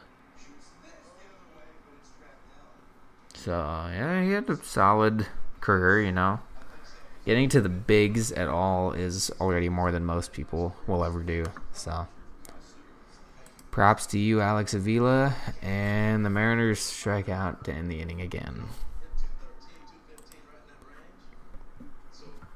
Schwarber up to bat now, top of the ninth. Potentially Boston's last chance here.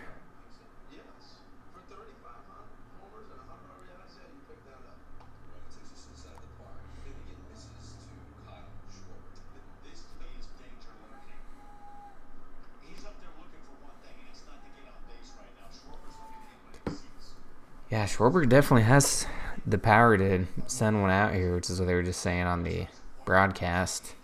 32 home runs this year, 930 OPS. Great comeback season for Kyle. And into the shift. Oh, bobbled. Bobbled into the shift.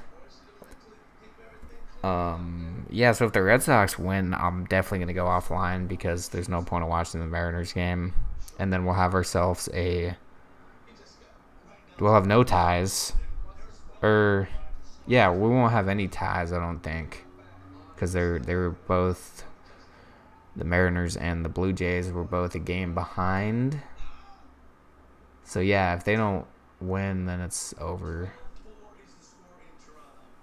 I think. Do I know how baseball works? Let me see here.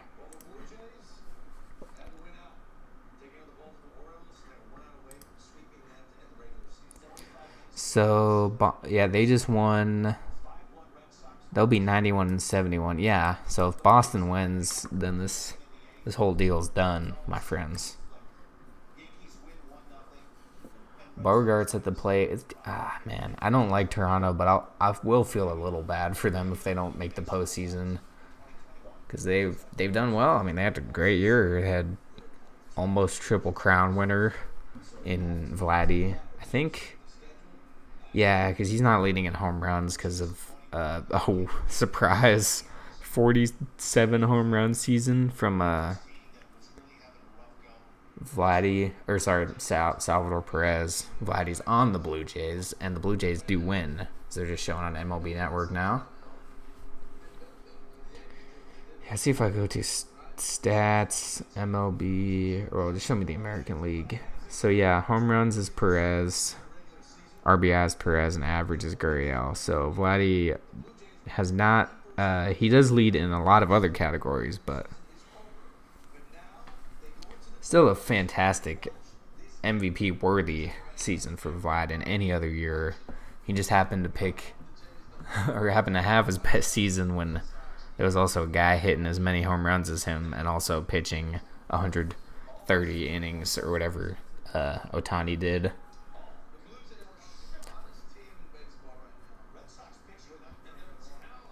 That's going to be a tough scene here. So let's refresh the standings now.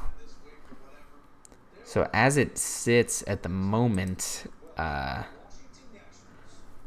they didn't update it, but Toronto's 91 and 71, which puts them a half game behind Boston, which is why I said if Boston wins, then this whole show is done.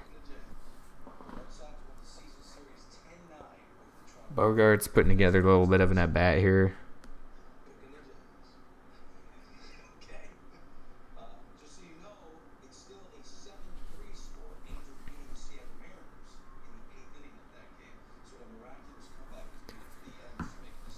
I guess at this point, might as well just make it simple and have the Red Sox win. Definitely don't want to see it. I mean, it's Yankees already in, so my desires are long crushed. Very tough game for the Yankees, though. Those Yankees and Rays. I mean, it was scoreless until the last out, pretty much. I would have almost wanted to see extras at least, but these guys are going to be worn out because the wildcard game is supposed to be on Tuesday. Oh, and Bogart strikes out. Very nice pitch there by Kyle Finnegan.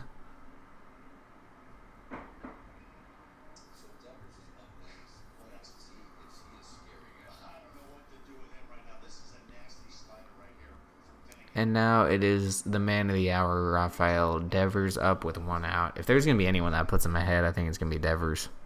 He's had a great day already. 2 singles, a home run, driven in 2.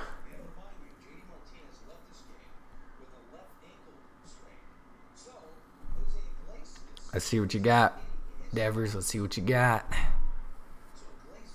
That's a nasty, nasty splitter by Finnegan. They might even call that a strike, honestly, if he didn't swing at it, because it looks a lot closer on the TV up here than it does on the actual tracker. As we all know, umpires don't really get a lot of calls right.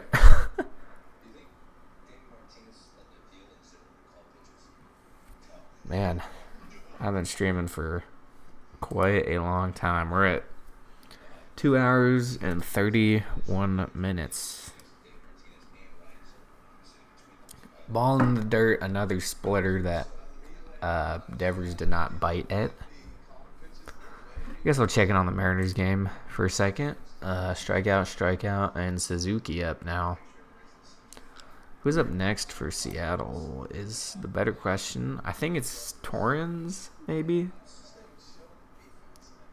I think Seattle's thing is not only the pitching, but they need a few more really solid guys in the lineup because let's see, all their teams batting like 200 except Crawford and France.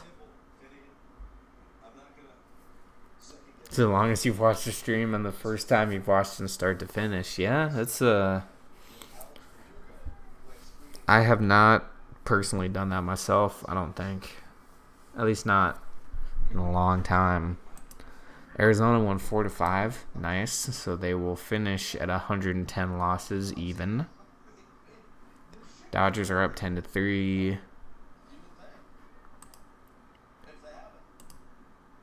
Oh my God. Devers. Oh. Straight away center. Oh my goodness. Top of the 9th, 1 out. Wow. Oh, Arizona won on a walk-off.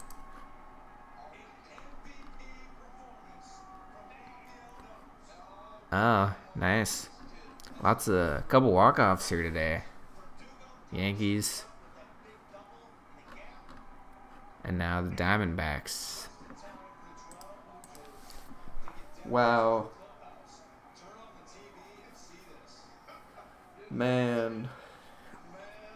Poor Toronto. They just got their hearts ripped out by Rafael Devers.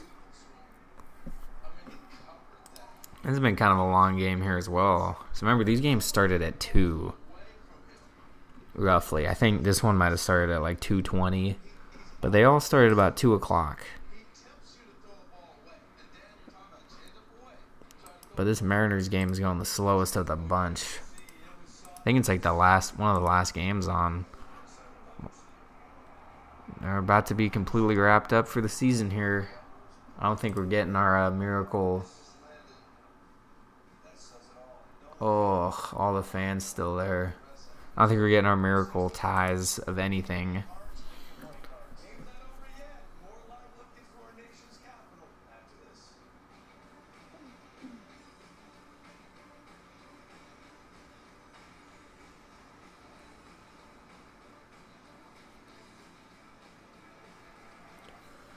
That was quite the home run by Devers since they just cut to commercial. I'll show you all that one. Should be towards the top here.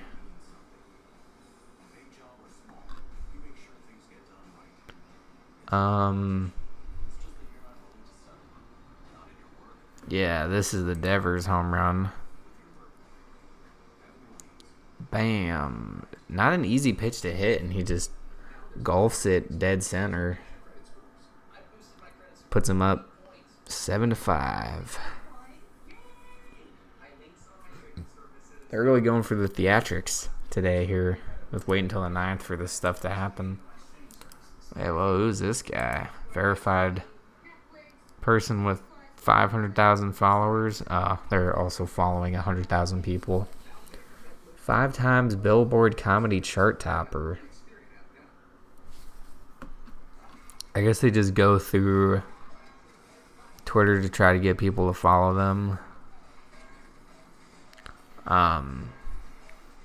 Anyway, really off topic with that one. I just noticed that guy had a little check mark by his name. So it looks like Red Sox might get it done.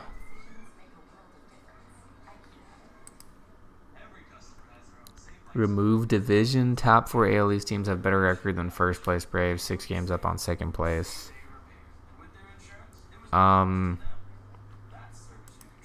That is, I don't think they need to restructure that division.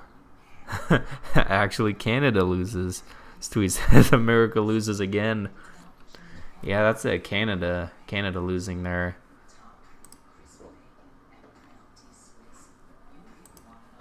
Really tough scene there.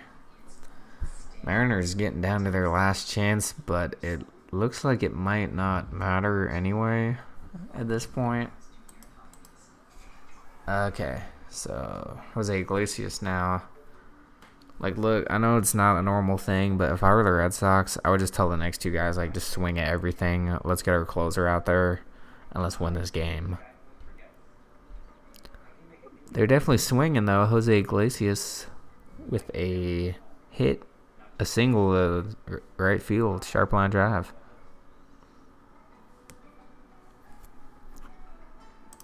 See if they've updated the standings to factor in Toronto. Yeah, 91 and 71. So the season of Toronto and Seattle hinges on if the if the Red Sox lose.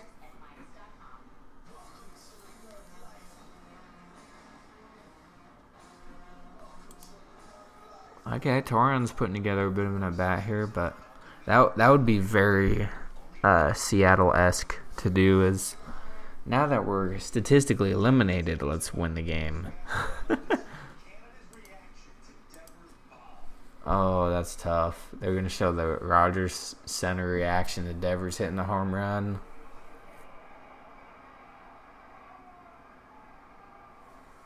I'll make it clear again that I don't like the Blue Jays. I don't like any of these 4 teams. I'm okay with the Mariners, but I don't really like any of these teams. But that's definitely a tough scene because I was rooting for the chaos, man.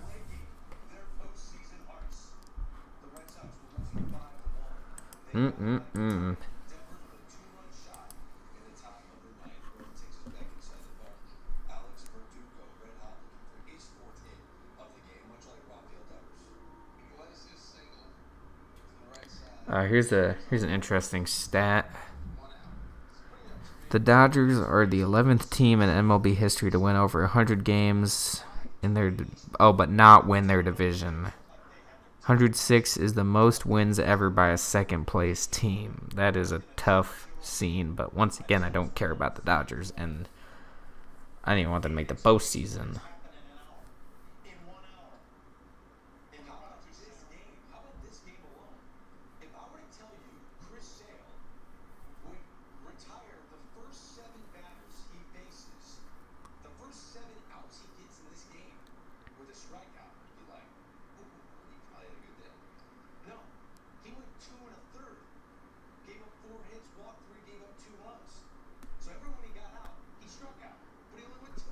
That is quite a stat. And so Turin struck out on a foul tip. Kelenic flies out. They're pretty much toast.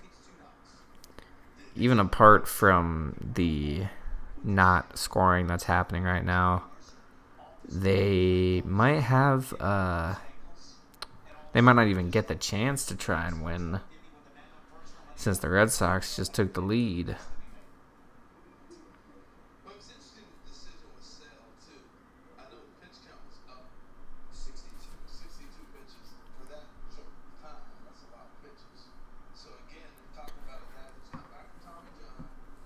So they're still, I don't know. Okay, so that MLB Network is actually, they're still behind a little bit. 2 outs here, top of the 9th. Red Sox looking to just wrap this thing up, and then, like I said, if they win, I'm not gonna even waste time watching Mariners. See how Twitter's feeling about the Blue Jays. What's Alex Cora trending for?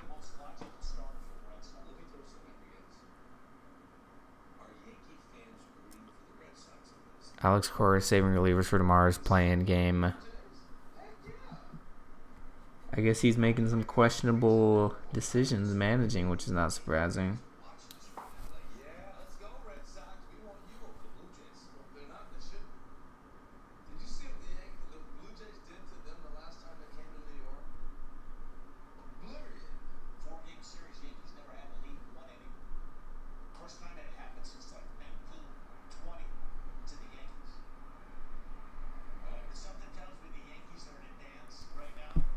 Oh boy. Close Twitter for a second here. So we're going to the bottom of the 9th. If the Red Sox close it out, then that's it.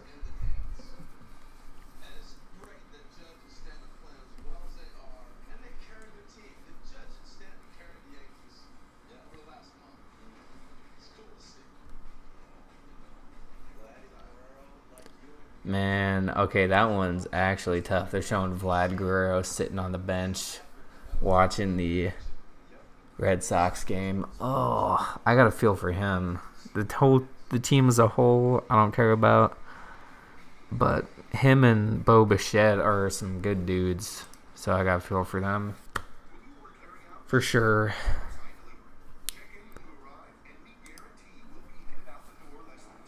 Mariners are really shutting it down here. But we'll see what happens. There's still 3 outs, at least in the Nationals game. Seen crazier things happen.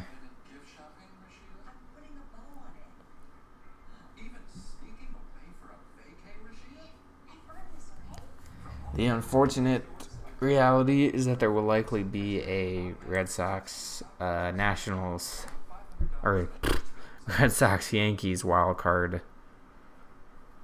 I don't know the last time that happened, but I'm gonna look it up on my phone here. Let's see, Red Sox Yankees wild card history. Maybe that will show it. So here's the full list of wildcard winners or qualifiers. Let's see. Looks like a lot of Red Sox have won it a lot. Not recently.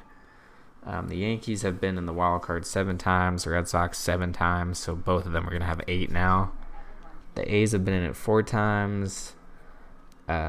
Baltimore has been in it 3 times, Tampa 3 times, Toronto twice, and then the White Sox, Indians, Tigers, Astros, Royals, Angels, Twins, Mariners, and us have been in it 1 time. I didn't know it had only been since 1995 that the wild card has existed. I thought it was farther back than that. But I guess I'm thinking of maybe the DH or something.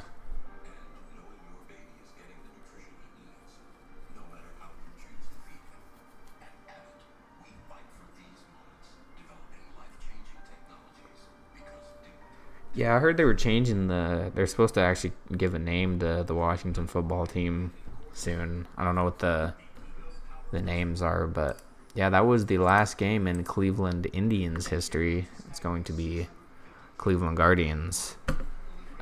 Next time you see them in the spring.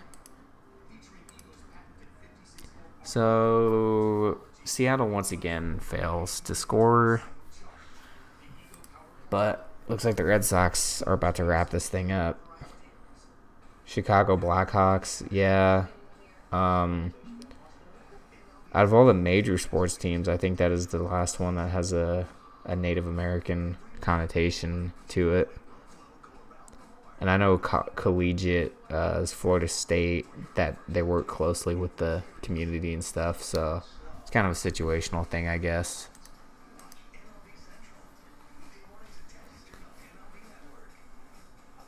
Okay, Lane Thomas flies out. The Red Sox are 2 outs away from winning this ball game and crushing everyone's wildcard chaos dreams.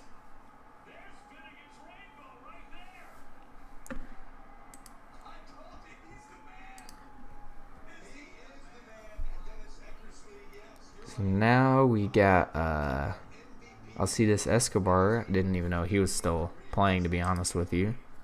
He can't be that old, though. Oh, he's 34. I remember him on KC when they won it all.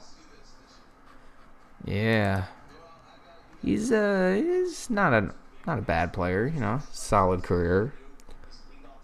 Obviously not a power hitter, but he's done his thing for quite some time, since 08. Yeah, almost 3 hours long. That's going to be quite a podcast episode, but like I was saying before, it's not going to really be an episode. It's just going to be on an audio only format. If people want to relive the craziness of game 162, which seemingly will be the last game there is to talk about. 1-2 count on Escobar with, I guess, everyone else's season on the line. It's not really the national season on the line. I don't know how he just fouled off that knuckle curve way out there. He just kind of got the end of his bat on it. Going back to the Angels game, top of the 9th, Jack Mayfield singles. So they might be pouring on another run or two here before we know it.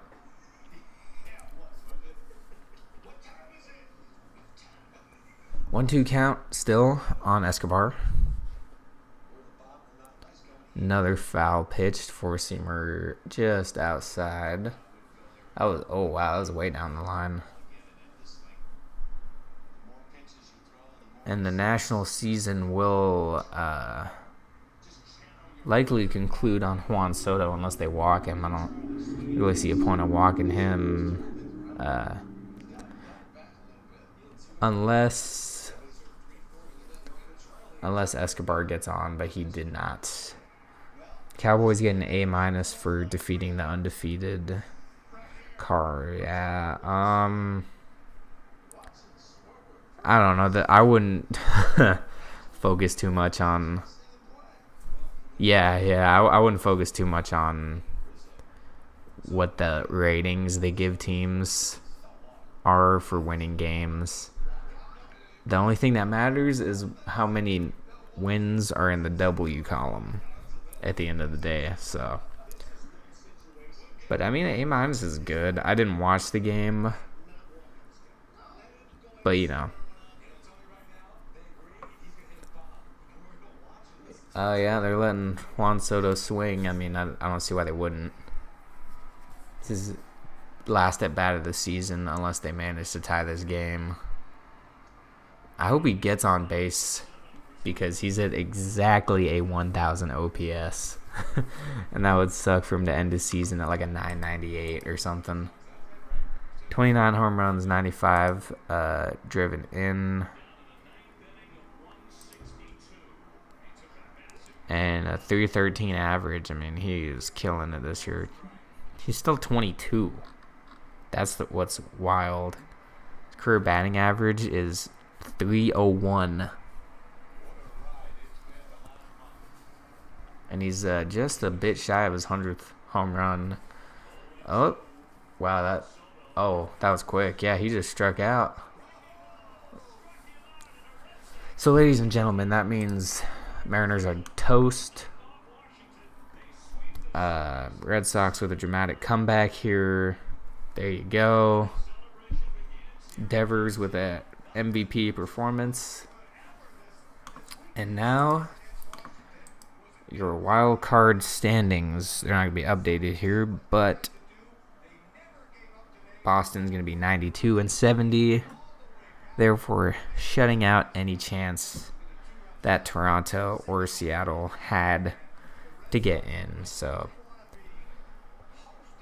bit of a crazy stream today. I usually never stream, so this is a rarity. Coming up on 3 hours. I'm definitely going to end it here, but thanks for sticking along for the ride, y'all. This will be a podcast, and if you're listening on the podcast, check out the YouTube channel and the Instagram page. Just look up Texas Rangers Fanatics, and it will show up. But a shout out to both. Use my SeatGeek code if you made it this far. Go to a Cowboys game, go to a Mavs game, go to a Stars game. Do what you want, but save $20 on your first purchase while you're doing it. Once again, thanks for sticking out for the ride here. I will be posting a lot of off-season content, so don't worry about that. And it's been a crazy game, 162, a crazy season, and looking forward to the wildcard games on Tuesday. So, with all that being said, I will talk to y'all later.